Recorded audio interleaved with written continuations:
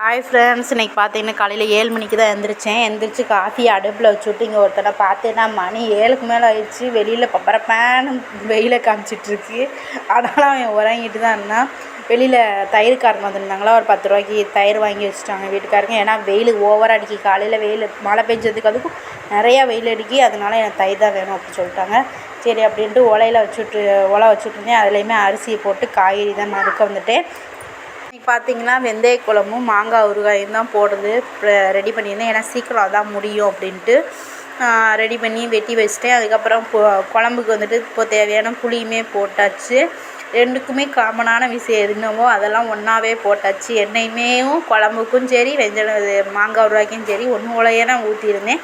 அதுக்கப்புறம் கடுகு, வெந்தயம், வெங்காயம் வந்துட்டு இதில் போட்டேன், மாங்காய் வந்து அதில் போட்டேன். அதுக்கப்புறம் தக்காளி தனித்தனியாக ப்ரிப்பரேஷன் பண்ணி ஒரு வழியாக குழம்பு வச்சு ரெடி பண்ணி என் வீட்டுக்காரத்தான் அனுப்பிச்சுட்டேன். அவங்களுக்கு வந்துட்டு தயிர் சாதம் தான் கிளறி விட்டுருந்தேன். ஏன்னா அவங்க வந்துட்டு வெயில் ஓவராக அடிக்குமா, முடியலம்மா வெளியில் வேலை பார்க்குறதுக்கு, தயிர் சாதமே கொடுத்துவிடும் அப்படி சொல்லிட்டாங்களா. அதனால் அவங்களுக்கு மட்டும் தயிர் சாதம் பண்ணிவிட்டு வேலைக்குமே அனுப்பிச்சி விட்டாச்சு. இன்றைக்கி பார்த்திங்கன்னா அந்த விளாத்திக்குளம் அந்த பொண்ணை பற்றி தான் பேசிகிட்டு இருந்தாங்க. நிறைய இன்ஸ்டாலெல்லாம் நிறையா பண்ணியிருந்தாங்க. அந்த பொண்ணை பண்ணவங்களுக்கு சரியான தண்டனை கொடுக்கணும். ஜாமீன்லலாம் தயவு செய்து வெளியில் விட்டுறாதீங்க.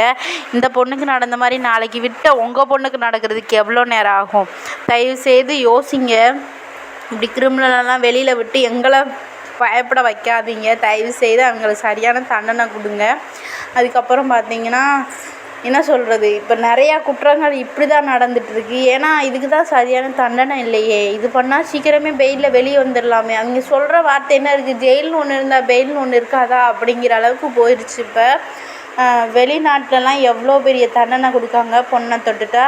நம்ம தமிழ்நாட்டில் பொண்ணை கையெடுத்து கும்பிட்ற நாட்டில் பிறந்துட்டு இப்படி பொண்ணுங்களுக்கு நடக்கிற அநீதியை யாருமே தட்டி கேட்காம அவங்களுக்கு சப்போர்ட்டாக இருக்கிற மாதிரியே எனக்கு தோணுது. தயவு செய்து அவனை தூக்கில் தான் போடணும். அவனுக்கு வெட்டியாக அது ஜெயிலுக்குள்ளே வச்சு கஞ்சி ஊற்றாதீங்க. ஏன் ஊற்றணும்? தப்பு செஞ்சவங்களுக்கு எதுக்கு சாப்பாடு போட்டு நீங்கள் வச்சுருக்குறீங்க? தயவுசெய்து அவங்களுக்கு தூக்கு தண்டனை கொடுங்க. பொம்பளை பிள்ளைங்க வச்சுருக்கிறவங்களாம் எவ்வளோ கதி கிளங்கி போய் இருப்பாங்கன்னு இதிலேருந்தே எனக்கு ரொம்ப தெரியுது. பொம்பளை பிள்ளை என்னென்னமோ நடக்குது தமிழ்நாட்டில். இப்படிலாம் இருக்குன்னு நினச்சி கூட பார்க்கல. தயவுசெய்து இதெல்லாம் தவிருங்க. பிள்ளைங்கள பத்திரமா பார்த்துக்கோங்க. நம்ம பிள்ளைங்கள நம்ம தான் பார்த்துக்கணும்.